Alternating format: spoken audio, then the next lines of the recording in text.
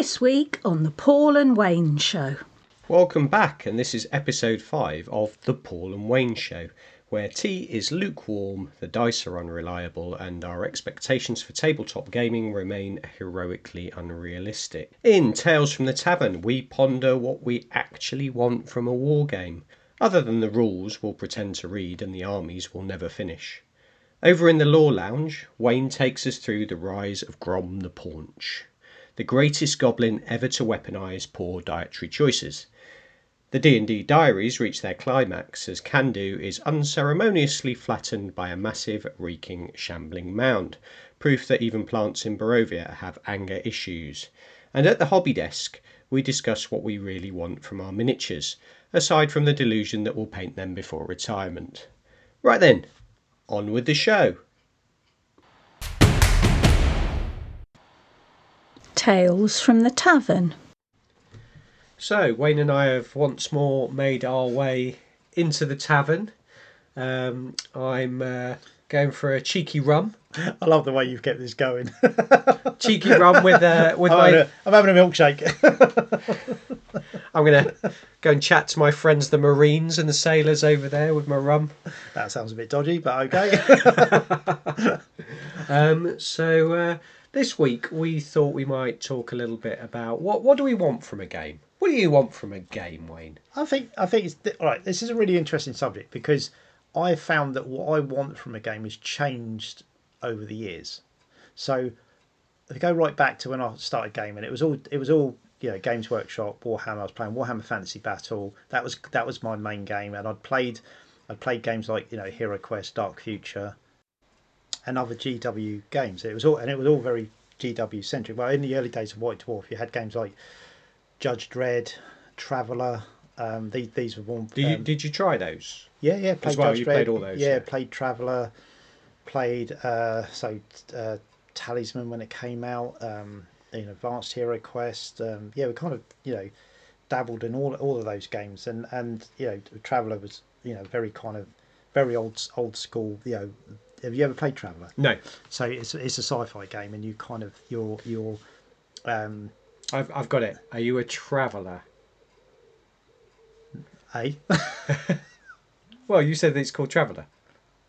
Yeah. So you're a traveller? No. Through time? No. Oh. Okay. You confuse the hell out of me then. You're a traveller. So basically, it's it's a sci-fi game where you kind of as a role-playing game, and you have how do I explain it? You can be crew of a ship. Right. So you can have it. Imagine like a D&D party where you've got your crew, but you could have a crew of a ship, and you kind of you travel around, you have adventures, and it's a bit like D&D but in space. But different. You travel. Yourself. You do travel. You are a traveller. Yeah, you do travel. You Okay. travel through time. Yeah, space, not through time. I mean, you could have played that, but we didn't do that. It was more your traditional sci-fi. Okay. Yeah. Yes, Paul. I won't labour the point that you, yes, well, so you could you travel. travelled. Anyway, carry on. So played all these different games, and but back then it was very much kind of because it was all very new. Gaming was just let's say it was like kind of the nerdy hobby. Yeah. Even the people that played these Still games. is, Wayne. yeah, there's just a lot more of us. The nerdy games back then, it's almost like you had your group that you played with and you talked with about it, but you didn't kind of share that with anyone else because you knew that would be a swift kicking behind the bike sheds. So there was kind of like this whole I don't know, what you wanted for a game, but you didn't really have a thing you wanted for a game. You just played lots of games. You just enjoyed the process. Yeah. And then I found like as the years rolled by and you get older, and I was really into Fantasy Battle. I played all 8 editions. Multiple tournaments, man and boy, yeah. Played abroad, played in the States a few times, and just was proper into it. I think I did like 14 tournaments in 1 year at one point, and played a lot of it. But then obviously when Games Workshop blew up the old world, still too soon. When they blew it up and then it went into AOS. And then I came along, so a ray of light came into your gaming sphere. From the ashes.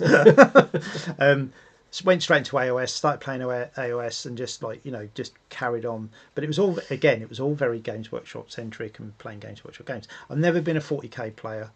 Love the lore, love the models, all that kind of stuff, but never really wanted to play the game. wasn't interested in playing it. There was too many other things to do. But then when I kind of had it was a bit like a messy breakup for me, wasn't it? With AOS, I got to the point where I had a bit of a kind of I thought the game was too complicated. There was certain things about the game I wasn't happy with it. There was a lot of tiresome grumbling. Yes. About it. Yeah. Whenever you played. Yeah, and I was very much and I came to the realisation that I wanted to like it. Do you know what the death knell? Not the death knell, because you still do play. Yeah. But the thing that really sort of made you drift away from it was, and you're going to absolutely agree with this, it was battle tactics. Oh, I hate battle tactics. Not that we want to go down this road. We're not going to get you started on it. I just don't think the game needs them. But yeah. But yeah, so battle tactics was something that was griping on me for ages and ages and ages. Yeah. And don't get me wrong, loads of people love AOS, and actually the fourth edition I think is actually a good game. I've really enjoyed it. I'd be quite happy to play it without the battle tactics. Yeah, but I think it's in essence a really good game. So you were drifting away a bit from AOS. You weren't playing as much. Yeah, and I did have a bit of, because I really wanted to like the game, but I found the more I played it, the more I realised that I didn't like the game, and weirdly I didn't like the fact that I didn't like it, because I wanted to like it. So it was an existential crisis. Yeah, it was like having a messy divorce. It wasn't good. And then I kind of just went, oh well, okay, I'm gonna have a break. I'm not gonna play it. But then it's kind of like, what happens next, and that's when I kind of started thinking about, okay, well, there's loads of other games out there. There's loads of other systems out there. There's loads of other, there's a lot of people producing a lot of stuff. It's just a matter of kind of finding out what that is. I was at this point. I was branching out a bit. I mean, I'd very much gone down, and you'd done the same, gone down the Middle Earth strategy battle game route, and I'd done quite a lot of that. And we'd started during COVID. We'd started the journey through Middle Earth videos. Yep. And I think that got us more into that scene, and we were like, we started playing D&D on Roll20 as well, didn't we? We played D&D. I started to go to a few Middle Earth events. Again, that's a GW game, but then I also played some bolt action. And when there's, I don't know if it's a second or third, what edition we're on to now. That again, that I bought that and played a few games of that. I even played a few games of historic, because I've got a friend who my friend John, who I've mentioned to you before, that he likes the hobby butterfly, doesn't he? He likes historical, but he's a serial buyer of rule sets. So every time we go and play a game, he wants to play a different rule set, so we spend 3 hours trying to work out how to play it. So you never learn the games. 2 turns, and then we never play it again. Yeah, so you never learn it properly. But it's good fun. Yeah. And he's got thousands of things he's painted now, because that's what he does. He sits and paints, and that's his relaxation. But I started to branch out sort of naturally, while still kind of keeping going with the AOS. Yeah, I was painting kind of like, still painting those models, because I really enjoy painting those models. So, but then I think another bit of a turning point was we went to Salute a few years ago. So we've mentioned this in a previous podcast, so we need to be careful we don't sort of go back over old. So for the purpose of this subject, when we were at Salute, we decided that we did some 10mm stuff, and we were like, oh, this looks amazing, but we need a rule set. To play the 10mm. So we bought Kings of War. And we had a few games of Kings of War, and we really enjoyed it. And Kings of War is a, it kind of looks a bit like Warhammer, but it isn't, because obviously you don't take individual models off. But when we scaled it down to 10mm, because it's effectively the unit disappears as a whole, it works in any scale. So we found that was amazing. And what I really enjoyed about it was there's a lot of tactical flexibility about the game, but the actual core of the rules was really straightforward. And I found that quite refreshing. And then we kind of, through that, we kind of like, we looked at, well, we can play this, and we were just playing it in 10mm, weren't we? We never actually played it in 28mm. No, we didn't. And then I'd been looking at Oathmark for ages, just looking at thinking, I wonder if it's like, and eventually we got round to buying the rules, and we had a game. And imagine like Warhammer looks like Warhammer, but I personally think it's just a much more enjoyable game. And this is what I found with the journey of like finding games, because it does everything you want a war game to do as like a mass battle game. But the rules are very clean and straightforward. But the tactical essence of what you can do is the layers on top. So there is complexity there, but it's not something that kind of you don't get information overload. And would that count as your? So we're talking about what do we want from a game? So from a rank and flank type war game, yeah, that's what you want. You want good basic rules with stuff that you can layer over the top. Is that what you're saying? Yeah, and also I want stuff that makes sense. I know we're talking about fantasy gaming here, so the whole it makes sense. But I mean in a rules way where you kind of like the way units move makes sense. Yeah. The way units break. Yeah. The way they retreat. The way they kind of spell casting being a kind of a thing that's added to it that adds flavour and does have a bit of punch, but doesn't. You don't want any one thing overriding everything else. Yeah. So basically, players then have, because I find with rule sets, the rules actually aren't ever the problem. It's always the player base is the problem, because the player base will always look at the rules and then say, "Oh wow, I can abuse this rule set. I can do this, and this with it." And as soon as it becomes competitive, and trust me, I enjoy competitive play. Yeah. But as soon as you throw that element into it, you are going to get people who try to break it. Yeah. And to be fair, if I was good at that, I might be trying to do that as well, but I'm just not very good at spending the time to try and work out the best combinations and that sort of thing. Well, the more complex a game, the harder it is, isn't it? Because obviously there's always a rock, paper, scissors kind of, Well, the more complex the game, the easier it is to break. And this is the thing with like a lot of the GW games. Like for Age of Sigmar, for example, and I know 40k is the same, every single unit has a plethora of rules. Yeah. So therefore, there's no way of avoiding, if you're designing that game, a broken combination somewhere. Yeah.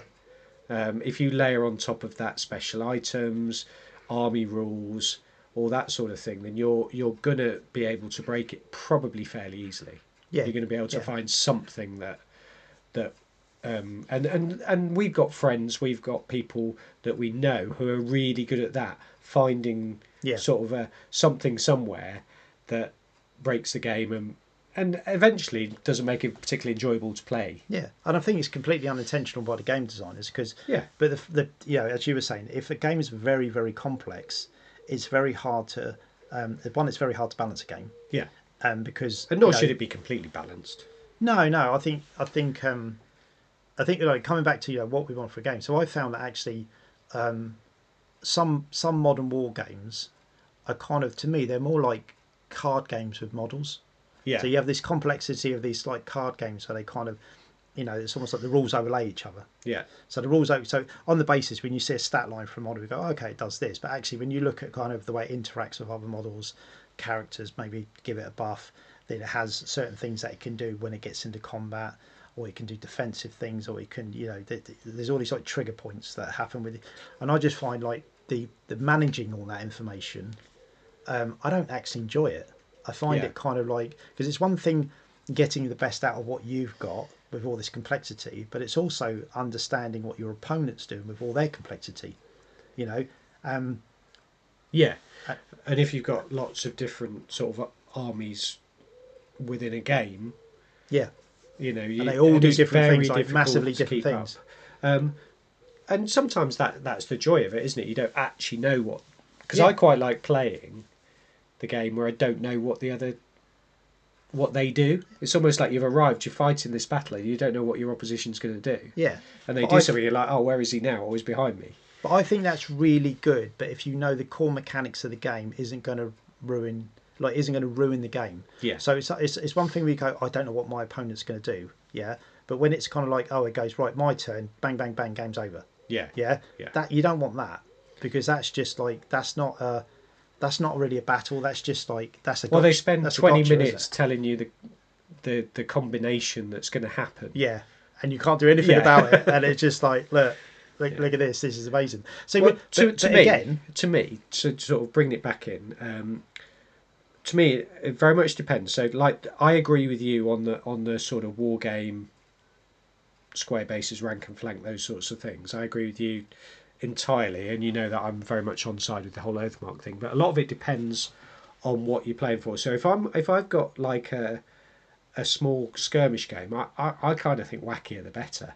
I like lots of weird stuff going on all the time, jumping around the table, things like that. So you know, I really enjoy sort of in a small skirmish game, lots of really wacky magic and stuff that can zap you from across the table and appearing at different points, all those sorts of things. I think you can definitely have a lot of fun with those games and do that kind of stuff, as long as it's kind of like it's not powered in a way where you kind of like it's you know, one side can do a certain thing and just end the game.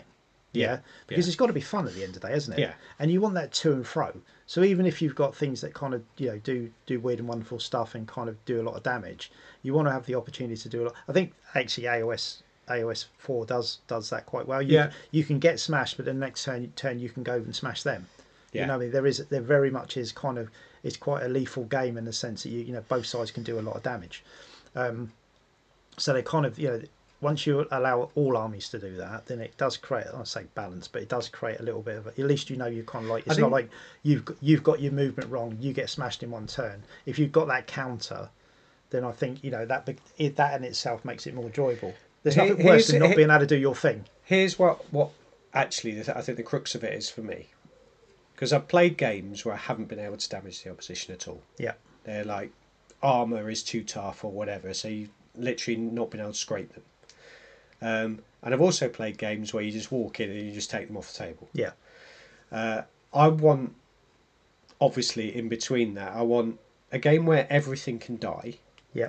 Like, so the lowliest peasant can stab a lord in the neck and can kill it. Yeah. However unlikely that might be. I also want it to be quite difficult to kill stuff.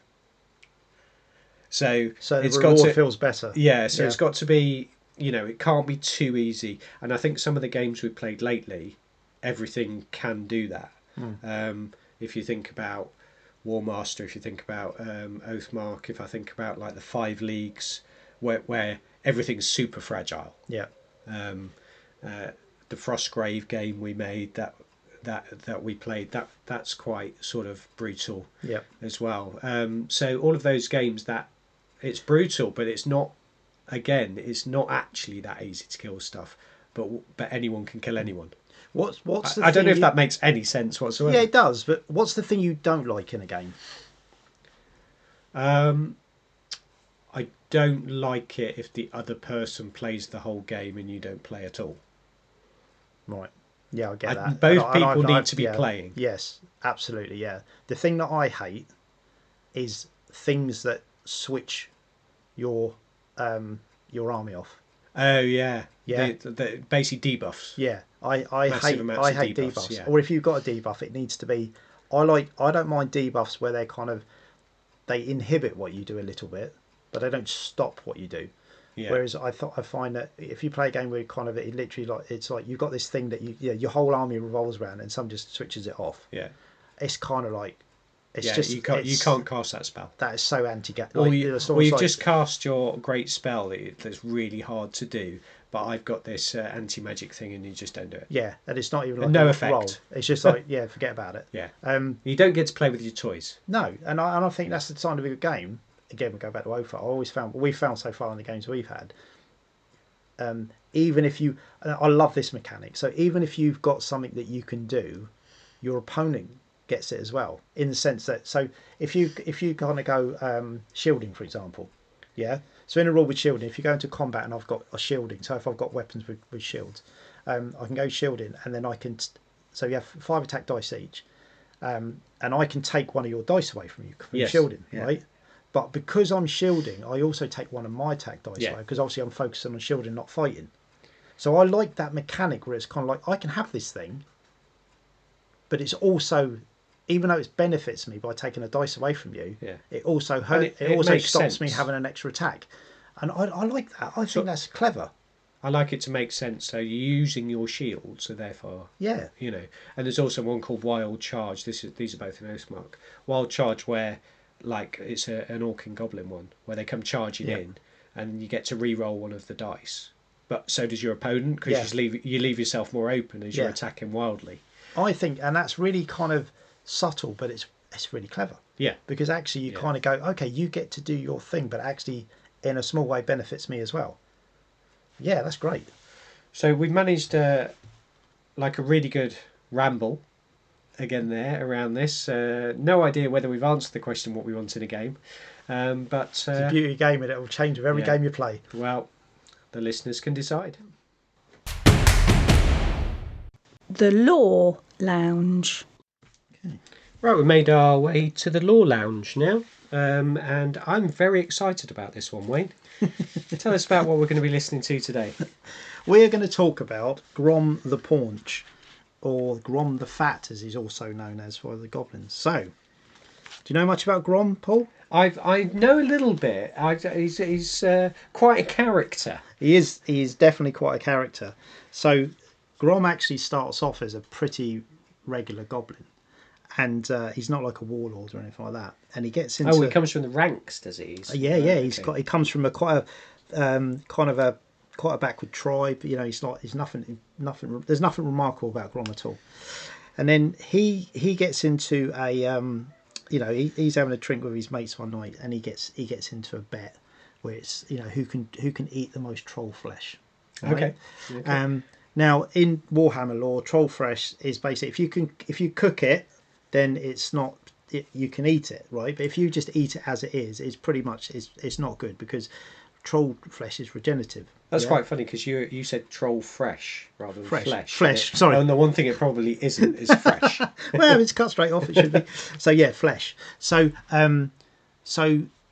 Grom starts eating this troll flesh, and quite rightly, it makes him very ill. Yep. He's writhing around sense. on the floor, and it's not a pretty sight, because really it should kill him.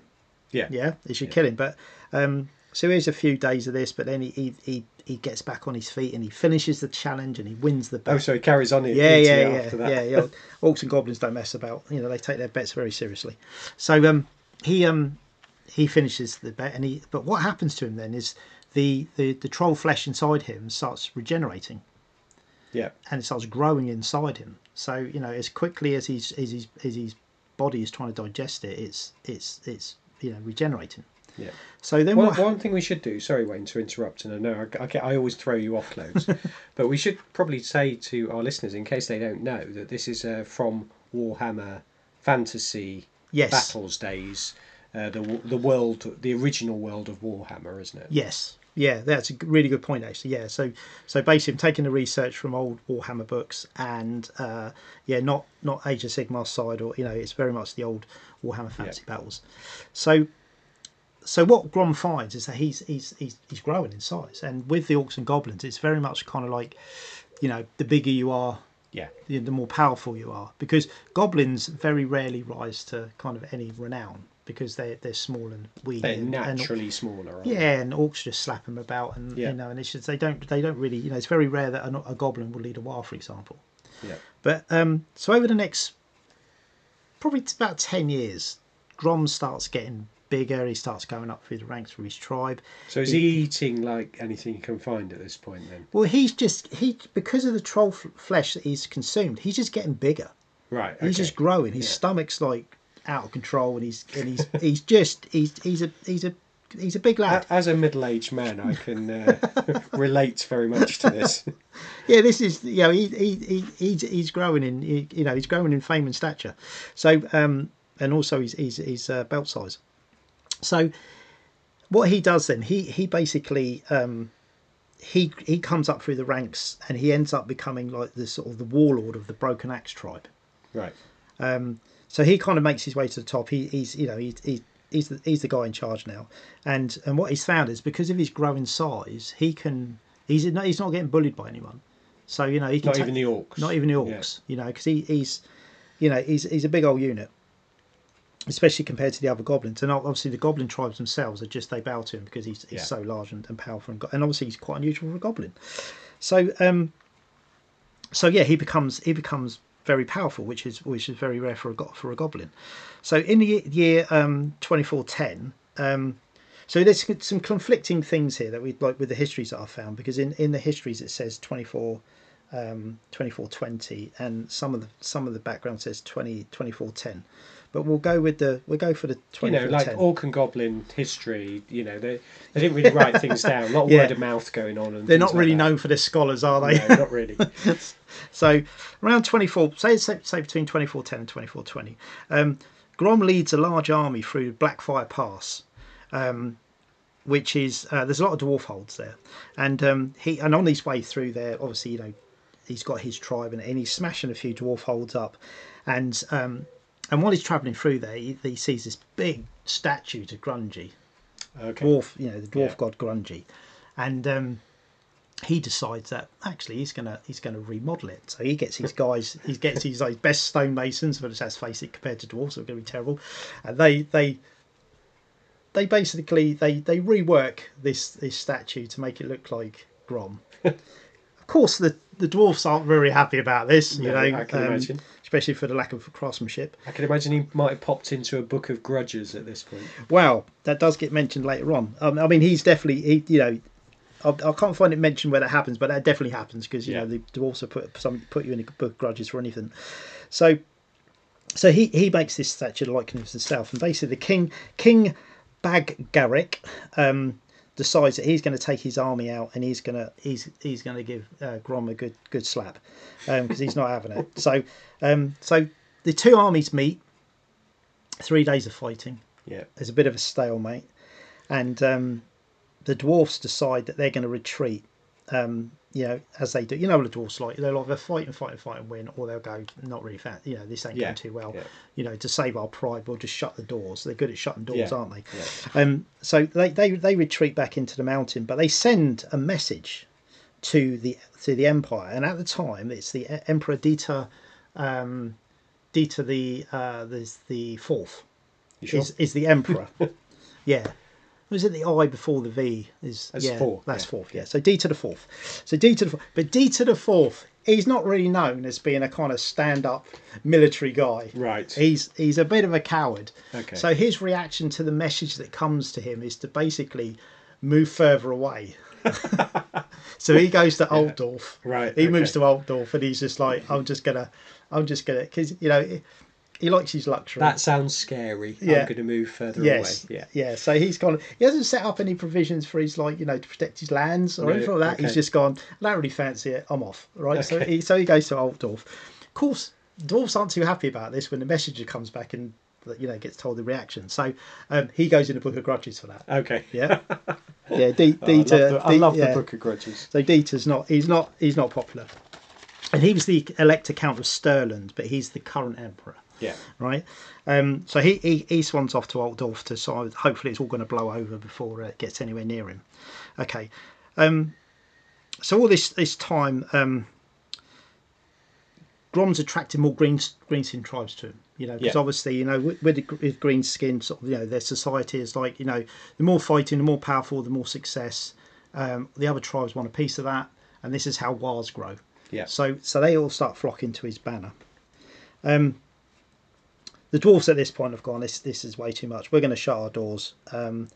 Grom's getting pretty large at this time as well. So, in fact... So he's just continuing to grow all the time. Yeah. And Grom is getting so big that basically this is when... So anyone that knows old Warhammer lore and knows the model, Grom's model, he's on a chariot.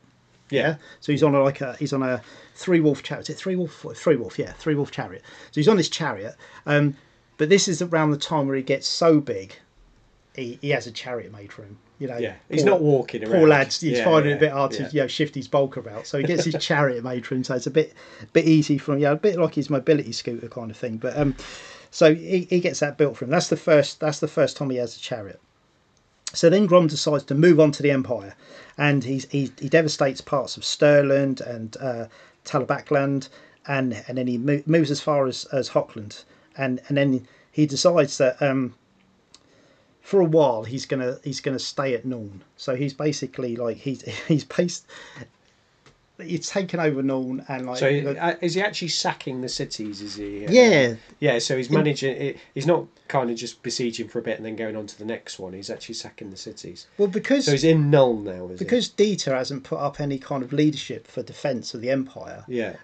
Everyone's kind of like fending for themselves. Right. And Grom's moving through with this massive horde of orcs and goblins, and just which is probably getting bigger the more successful he's been as well. And he's just smashing his way through the Empire at this point. So, and you know, while he's in Norn, he decides that he's kind of like, you know, his army gets a bit bored and they start moving out further the Empire, and they go off in little bits and they're looting the area. Black Orcs aren't too happy with this at the moment because obviously they want to fight, but sort of, you know, Grom at this point is sitting on his laurels, and he's using the city for chariot races. All the wolf riders are now going doing chariot races around the city and all that kind of stuff. And then at this point, when it's all kind of looks like it's not really going anywhere, Grom's shaman is an orc called Old Blacktooth, and he turns to Grom and he says, "I've had a vision from Gork and Mork, and they say that you should take to the sea." Right. Pretty vague, right? Take to the sea. It doesn't strike me as somebody that would be particularly good on it. He'd have to stay in the middle of the ship, wouldn't he? Well, I mean, orcs and goblins aren't really known for their shipbuilding to start with, are they? Right. So, you know, everything's a bit ramshackle the way they make stuff. So with this, Grom goes from his kind of lethargic state of kind of, you know, just being happy what he's doing to then being super motivated. So he leaves Nolan. He basically tells, he doesn't even kind of organise his army properly. He basically says all the troops that he has there. He said, right, we're off. We're going. So we're going westwards. We're going westwards to the coast, and then all the other troops are going to have to, obviously, when they find out, they start following and joining together. So on his way westwards, they are met by an army of Middenland. Yeah. And Grom just smashes his way through them. Just literally smashes his way through him, and then he takes a brief stop into Middenheim. Okay. And it is a brief stop because when he stops there, he literally he has the Temple of the White Wolves roof removed, and the timbers from that roof are then used to make his new chariot. Okay, so right? and the Temple of the White Wolves would be like, that's a real order of knights. Yes, order of knights. Yeah. Yeah, so they're the ones with the wolf pouts and the double-handed hammers and all that kind of stuff. So to add insult to injury, he pinches the stuff off their temple. But he doesn't devastate the Middenheim. He literally they go in there. So the book just the bit I read basically describes it as you know, apart from the roof being missing and the gates off its hinges and leaving a bad smell, that's about all that happens to Middenheim. You know? So and then they move off. So they then move through Nordland and they reach the coast, and he orders all the local trees to be felled, and he orders this fleet, orc fleet, to be built on the coast. And this you know, it takes a while to do, and you know, orcs and goblins, as I said, they're not known for their craftsmanship, and they're not. But goblins do make, it's a bit ramshackle, but they do make effective things, don't they? Yeah, they make. Orcs not so much, but goblins. Yeah. It's practical. Serviceable. Yeah, practical. They kind of, you know, it's not really made for, you know, no one's going to look at it and see it as a thing of beauty or anything like that. So, and this takes several months. So they're building these ships, and obviously, you know, some of the troops are getting paid, especially the Black Orcs, because you know they're whinging about the fact that they're building ships rather than than fighting. So Grom gets his navy together. This next year, he gets his navy. He gets his you know, his fleet together, and they take to the sea. And with that, there's the Imperial Navy is mobilised. Right. But Grom's fleet's so huge, they don't really want to take him on. Yeah. But he's making his way to Marienburg. So the Imperial Navy decides, look, we got to stop this. We're going to have to fight him. So they go in. And just because of the sheer numbers of the Orc fleet, basically the Imperial Navy lose half their fleet. Yeah. But during this battle, the weather changes dramatically, and a lot of the Orc ships are actually the weather picks up so bad that a lot of the Orc ships are actually sunk, or they're actually taken out to sea. Right. And again, because the Orcs and Goblins aren't really known for their kind of like the sailormanship, they basically go, once they're out at sea, they kind of, you know, they get this storm basically takes them takes them away. So they're all scattered everywhere and probably end up in all sorts of weird places. Well, they kind of, yeah. Well, the story kind of, they're not actually. They're taken out to sea, but what's left is all together. Yeah. Because basically, what happens next is they make landfall on this mist-covered coast, Okay. and they don't really know where they are at first, right? And obviously, Grom's forces are very depleted. But having said that, there's still a lot. There's still a big. So is Grom with army. this group that have been? Yes. So Yeah, Grom and all of the forces that are left are with this, and Old Blacktooth, he's still there. Yeah. There's a wyvern that was in one of the holes of the ships, and not too happy. That comes out and eats a few people, and then basically Old Blacktooth, he kind of he subdues it, and he takes that as his mount. He's riding a wyvern now. Oh, there's a model for that as well, isn't there? Yeah, with the shaman on a wyvern. There is. I think that one's though the old classic one is Azag the Sorcerer. So Azag has the crown, the crown of sorcery. Well, we may come back to him in a future episode. Yes. So with that, and they wind up on this shore, and they don't really know where they are. Turns out they're in Ulthuan, which is the High Elf realm. So Ulthuan is an island, and usually like very well patrolled. Nothing really gets in and out of Ulthuan without the High Elves knowing about it. It's almost as if they've been guided by Gork and Mork, to get there kind of unassailed. Well, say unassailed. Blacktooth was right, you see. Yeah. So it kind of happens. Now, bit of background story on Ulthuan. Ulthuan has these things called waystones. So waystones are all around the island, and from what I understand, they are there to protect the island from raw chaos magic. Right. Yeah. So they're all there for a purpose, and they keep everything balanced. Yeah. They keep the raw chaos magic. They keep it away and they keep it balanced. So obviously these things are really important. Grom, in typical Grom style, actually he's not going to mess around with that, is he? Under the kind of the suggestion of Old Blacktooth, which we'll get to in a bit. They start destroying these things as they travel in through Ulthuan, and they come across a few kind of like small forces, and they deal with them, and there's no real persistence. And then and as it turns out that every one of these waystones that are being destroyed, some of the magical power is now coming filtering through is channeling itself into Old Blacktooth. So he's becoming more powerful. Okay. And actually, is he not what he seemed? Well, he is, but what happens with what you'll see in a lot of stories with orcs and goblins is when orcs, especially orc shaman, once they get so much power, they want more and more and more, and eventually they go mad. Yeah. Right. So Old Blacktooth, he's well on the way to just he's going a bit mad, because obviously this raw chaos power is coming into him, and he's but he wants more and more and more, so he wants them to destroy as many as possible. What they don't realise is losing one waystone is an issue for the High Elves, for this island. It could be losing one waystone could be an issue. Obviously several have been taken down at this point, so there's a real sort of, they're up against it, the High Elves, because it's one thing having to fight a goblin horde. It's another thing if suddenly the kind of the thing that's keeping the place that you live afloat suddenly collapses, and then the whole island sinks, which is a possibility.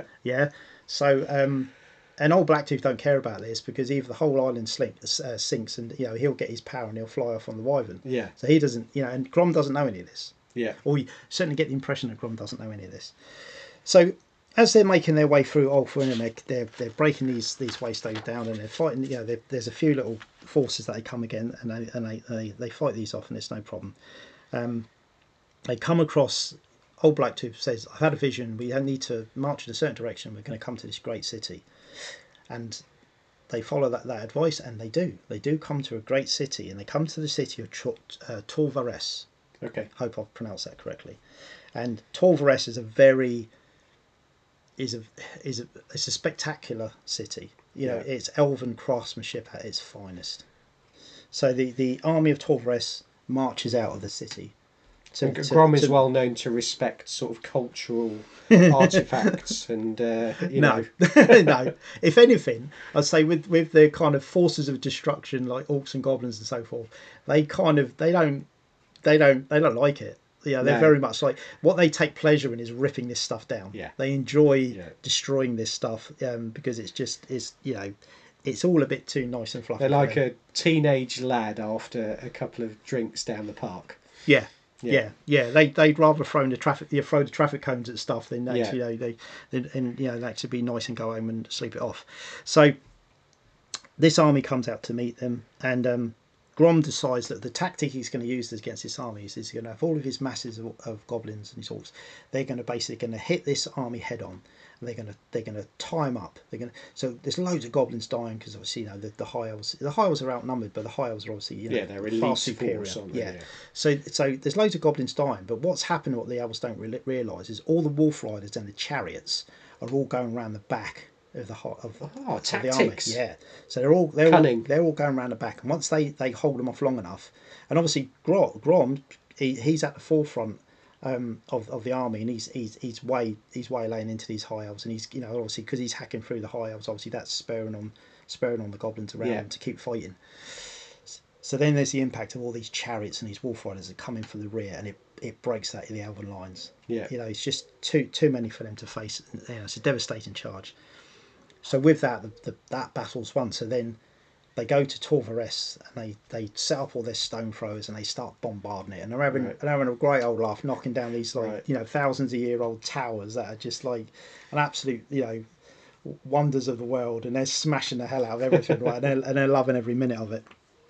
And then they, as they kind of like break down the gates and stuff like that, and the high elves within the city, they're kind of like, they're really suffering because they're kind of like their whole way of life is just being destroyed, and this army, if you take like the way Grom is and the way high elves are, you couldn't have two more polar opposites. High elves not going to cope well with just the insufferance of things like goblins actually beating them is not going to be good for a high elf, is it? No, and it's they're just they're either ends of the sort of the way they do things. Anyway, so Grom is going through the city with all his troops, and like it's looking bad for the high elves, and it's so bad in so I think Grom thinks he's like they've won, and then Eltharion turns up. So Eltharion, is a very famous high elf champion, the hero, and he turns up on his griffin, and first thing he does, he goes for Blacktooth, and he takes Blacktooth out. Oh, Blacktooth's gone. Yep, takes him out. Chops his head off. I liked Blacktooth. Doesn't kill the wyvern, but he chops Blacktooth's head off, and that's that dealt with. Okay. And then him and his so Eltharion and his elite troops, they basically come into the city and they save the day. They bolster the high elves that are there, and they kind of just keep fighting, and it's very attritional. But eventually, through obviously this new force turning up, and they've lost their orc shaman, and it's all a bit much for the goblins. Oh, a bit sad actually. I was rooting for the goblins. I don't really like the high rooting elves. for the carnage, and it all gets a bit much for the goblin lines, and they start to break. Yeah. And with this, Grom's he's trying to rally the troops, and he's trying to get them to come back and all this stuff. And then eventually the battle's lost, so Grom runs as well. Oh, Grom, okay. Grom goes for it. Well, I suppose if everyone else has gone, So, but the elves, because obviously there's so much damage been done, and so many lives have been lost, they don't really make much effort to pursue the goblins. But you think all of this force is on Ulthuan. There's nowhere to run. Yeah.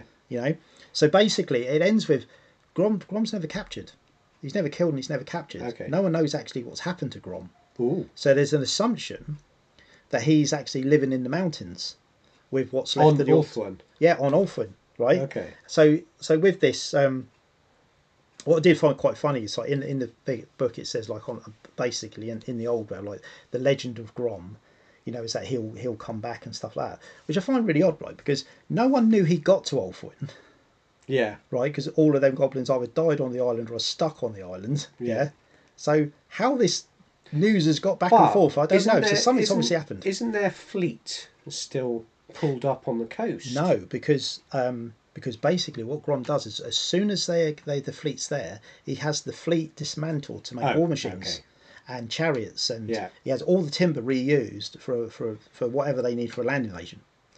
So no, there isn't kind of I'm a going way to out. say there's a goblin called Derek who gets on a plank of wood and paddles his way back to the old world and spreads the story of Grom. So there is a theory, right? Go on then. So the theory is this. Is it Derek? No, it's not Derek, unless the wyvern's called Derek, which Okay. is a possibility. Oh, the wyvern, yeah. Right. Yeah. So the theory is that maybe Grom has got on has tamed the wyvern and not tamed the wyvern, but has become the new rider, if you like, new master of the wyvern. And actually, that's what he's done. He's left Ulthuan on this wyvern. Yeah. But there's nothing to. This is all kind of like hearsay. So is that just left as a legend? Yeah. I love that. Yeah. That it's not actually concluded. No. Because most of the time the baddies in air quotes are killed, aren't they? Yeah. Very rare that they're not killed. But do you know what I noticed a similarity? I mean, don't get me wrong, it's stretching a bit, but a very similarity is with Hannibal. Okay. So with Hannibal kind of going through the mountains and going into Rome, fighting all the series of wars that he does going through Rome. That is quite a stretch. Yeah, no, but what I'm saying is, but then he's not killed in battle. He becomes, later on in life, he becomes a mercenary, doesn't he? So it's like he doesn't actually die in those series of combats, or those series of wars. It's later on he's like, yeah. I don't get it. It's a stretch, but when I got to the end of the research, betrayed by the other Carthaginians. I think if my history is correct, but yours might be as well. So let's not go down that road too far. No. But as I got to the end of this, I thought, it's a bit of and we all know that over time, all these legends that come from Warhammer, there was a lot of plagiarism on. Oh, of course, things, especially during this era as well. And it might be that actually has nothing to do with what's happened with this story, but it did seem a bit similar at the end. So that's the brief story of Grom. Still a chance for Grom to reappear, maybe in AOS somewhere. He's in some strange place in AOS. I kind of hope he is on the wyvern, because I don't think he's going to be getting around on his chariot in the mountains. I suppose it all depends whether the wyvern could take off with that bulk on its back. Yeah. And the wyvern's probably thinking, if we're going to leave, let's do it soon, because you're not getting any smaller, lad. You know what I mean? You're getting bigger. So it's unlikely he's going to still be on Ulthuan, because the high elves will be searching and checking everywhere and that sort of thing. So and he's not going to be able to move quickly to avoid them and things, is he? So yeah. I like to think he's still out there somewhere. Yeah, plotting and scheming. He'll reappear. Yeah, in the future. The downside to a war, you're never going to have a war on Ulthuan, because obviously the tribes to create a war can't get to you. Yeah. So I like to think he's gone back. He's gone back to the old world, and he's turned up in the old world. Yeah. Yeah. Love it. Thanks, Wayne. That was I was looking forward to it, and even better than I thought. Good. D&D Diaries. The descent into the Death's House lower crypts brought the party face to face with the remnants of the Durst family. Rose and Thorn's tombs stood eerily empty, their names etched in cold stone. Nearby, the crypts of Gustav and Elizabeth Durst offered no peace, only peril. From Elizabeth's tomb a swarm of centipedes erupted, spilling over Stumpy in a writhing tide of chitin and venom. The party scrambled to respond, their efforts ranging from torch-waving to panicked stomping. After a comically ineffective struggle, Throm ended the infestation with a decisive boot, crushing the final centipede beneath his iron heel. Pressing deeper, the adventurers passed niches filled with macabre curios. Bone dice, blood-stained dolls, and rusted surgical tools. The air grew heavier, the walls slick with moisture and old sorrow. In a chamber lined with manacles, a skeletal figure slumped against a wall, a gold ring gleaming on its bony finger. Stumpy, ever the opportunist, claimed the ring with a grin and a shrug. Kando, meanwhile, uncovered a hidden door, its hinges groaning open to reveal a flooded chamber beyond. At the centre of the chamber stood a blood-slicked altar, its surface cracked and stained. As Throm stepped atop it, a chorus of voices erupted from the darkness. "One must die, one must die, one must die." Refusing to play the house's twisted game, Throm brought his axe down upon the altar, shattering it in a spray of stone and gore.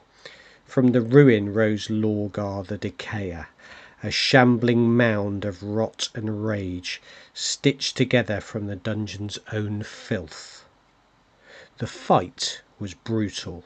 Lorgar lashed out with tendrils of vine and bone, slamming Kando into the wall and leaving him unconscious in a pool of rising water. Rana's divine fury surged forth, his spiritual weapon cleaving through the muck, while radiant spells seared the creature's hide. Throm, bloodied and roaring, delivered a final thunderous blow that split Lorgar's core. The mound collapsed into sludge, its essence dispersing into the flooded chamber. Here I am with Wayne, who plays Throm. So we need to discuss centipedes. This was a really good session, I thought. I thought that for the varying contrast of how the session began and how it ended.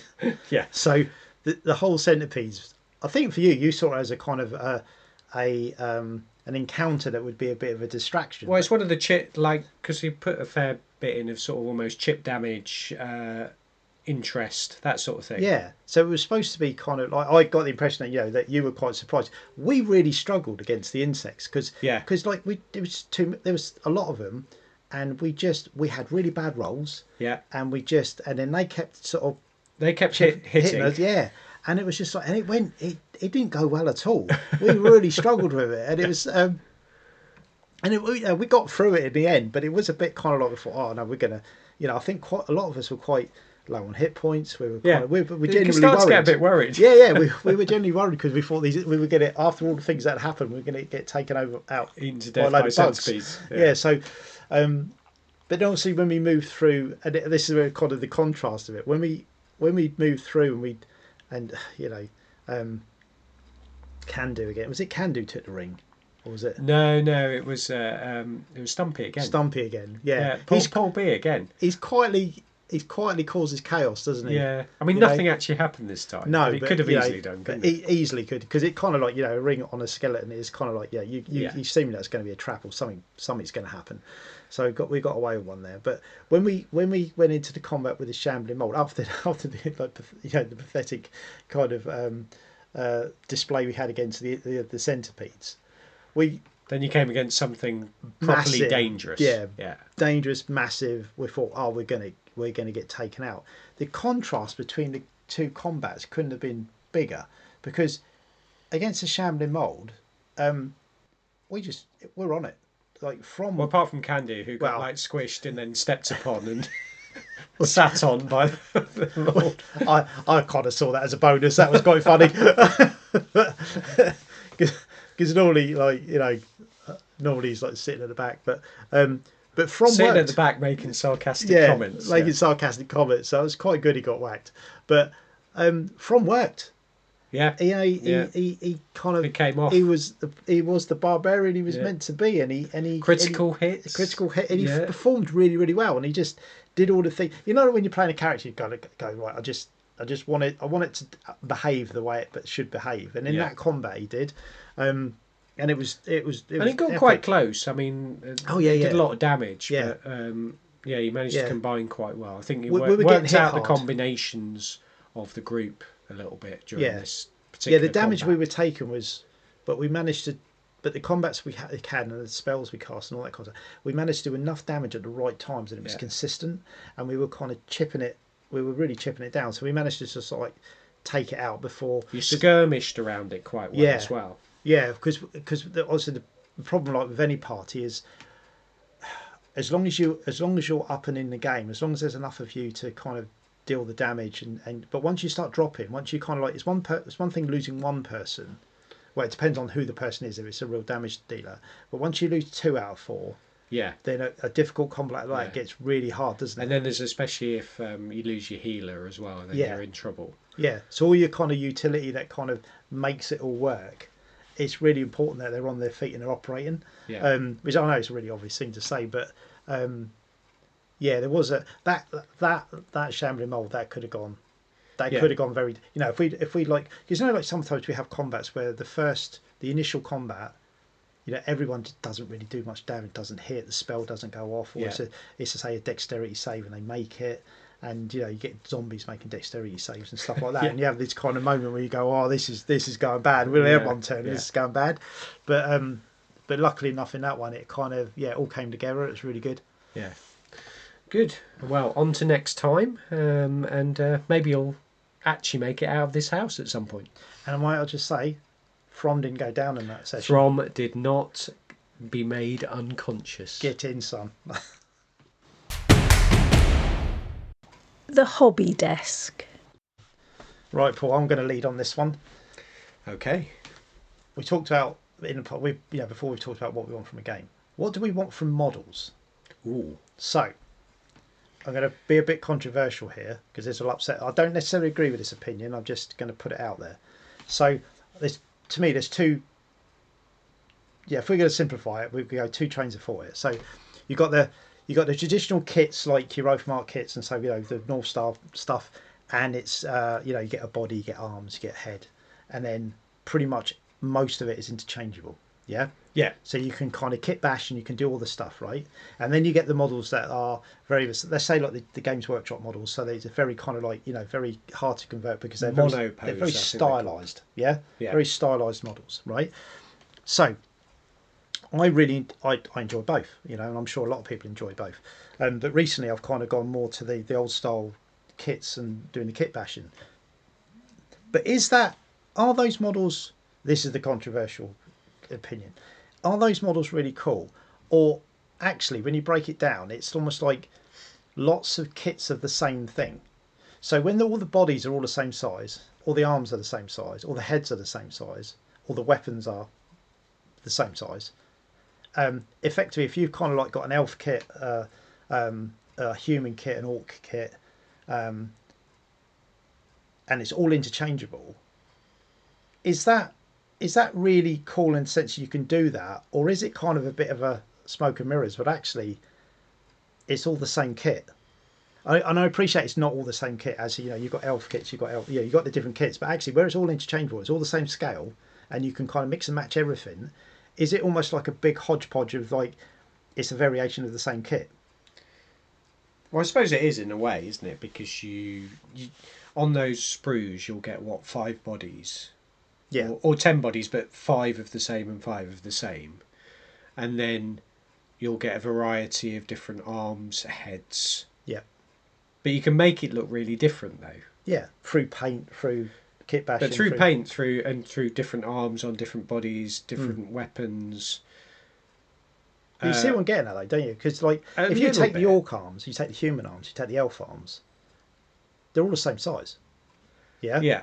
There might be a little bit of muscular difference in between an orc and an elf, but effectively, if you can mix and match all of those, I suppose they're all scaled together. You have proved the point because you have made undead models of different types using. Well, haven't you made some orcs that have human bodies? Or was it orc bodies and human heads or something like that? No, so I took medieval knights, yeah, and then I put all the Oathmark undead bits and other kits as well to make the knights look like they're undead knights. So they've got skeleton heads and skeleton arms and all that kind of stuff. So it's almost like, I mean, some people probably feel mad. You could put orc heads on them and they'd still look like orcs, wouldn't they? So if you picked up a box, for example, let's just say you picked up a box of Oathmark models, but instead of having 6 sprues of orcs, you had 6 different sprues in there. Yeah. You can still make... And just make what you want. You can just make what you want. I suppose that's kind of the point there, isn't it? Yeah. That's the point of those. And that's what most of the fun is, that you can... Because I've done that with... I've got some Frostgrave boxes I just picked up. So I picked up a box of the Knights, Frostgrave Knights, box of the Soldiers, and the female Wizards.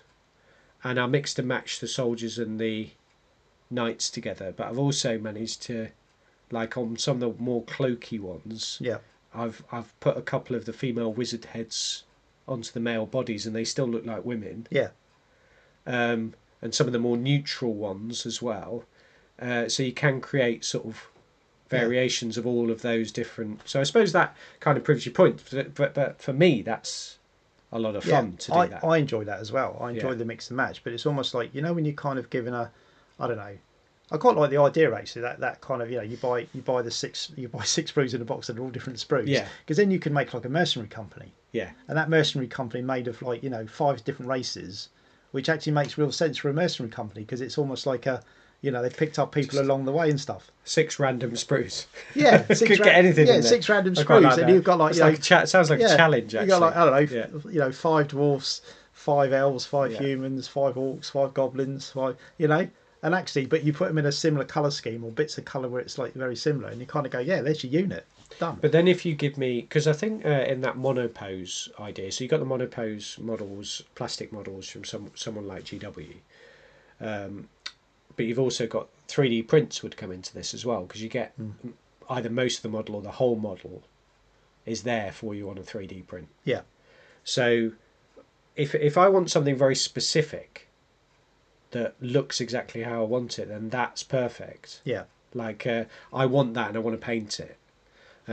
So if I want a big dragon from like with some of the GW dragons or monsters or things like that I've got, like a Lord of Change or something like that. Yeah. I want that monopose putting together. You can still then play around with it a little bit, but not much. So I think on some of those types of models, I think it just depends on mood, doesn't it? I think you're right. I think it does depend on mood, because I mean we you know, we hobby butterfly a lot. We chop and change. You know, do in 1 minute I'm doing this, next minute I'm doing something completely different. I think the variation is the key. I don't think there's like with those kits we were talking about earlier. They're kind of an older style kit, but it's kind of like that doesn't mean they're old. In a sense, you know, it's kind of like the variation we have now and the way that I learned something the other day. So I was watching, I can't remember who it was now, but I was watching something and they were saying that a lot of people think that like these plastic kits are really expensive to make because of the moulds. And they used to be very expensive, but I think over the last 3 years the price of making those moulds has come down significantly, which is why you've got a lot of smaller companies now producing hard plastic kits. Well, Warlord Games are now, I know they're not a small company, they're quite a big company, but they're now, like, all of their stuff they're starting to convert into plastic. And you wouldn't be able to do that unless the price had come down. Because I think it's gone from sort of tens of thousands to, you know, single digit thousands. So which is massive, obviously, for, you know, for the opportunity for these games companies to start making this stuff. And let's face it, you know, the technology in kits is so good now that, you know, you rarely see a bad kit.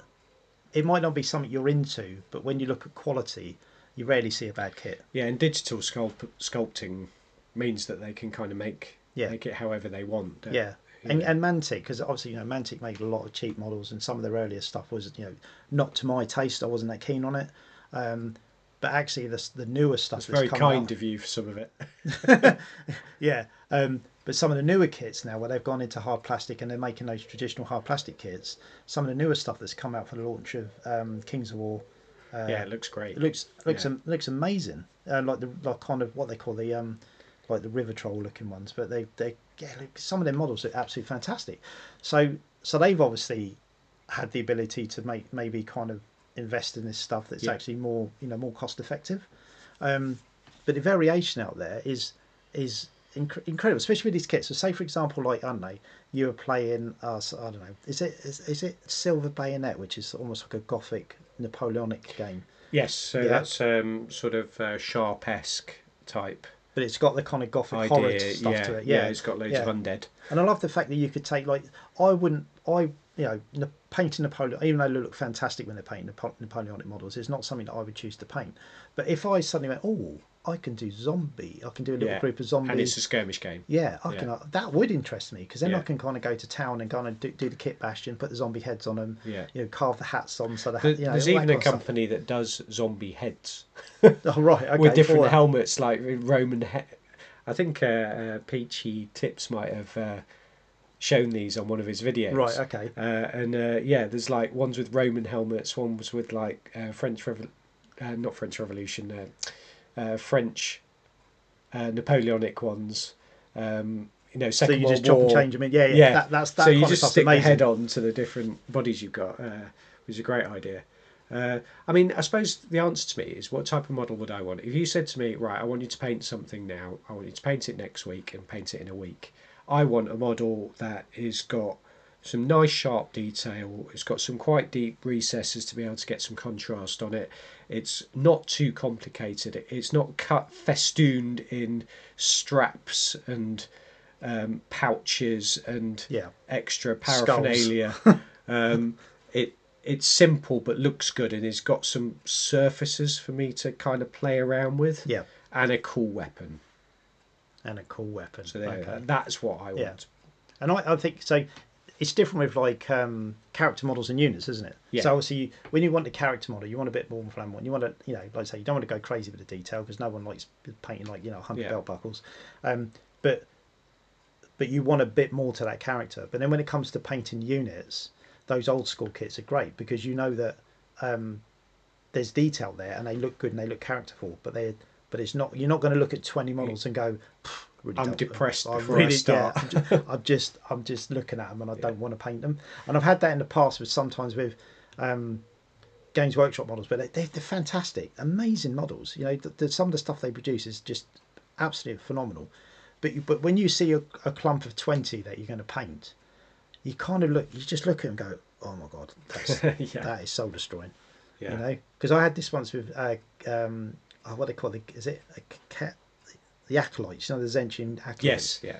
Because I got I think I had like 20 of them, and I was going through like the gold and silver trim. You had them in the end, didn't you? Yeah. Off me, because I just lost. Charmy. I lost the will to live. I'd done like 10 of these gold trims or whatever, and shields and all that kind of stuff. And the ones I painted, I was really happy with. But I just looked at it and thought, I can't do a whole army of this. Yeah. This is just not for me. I think that's why I've never painted elves.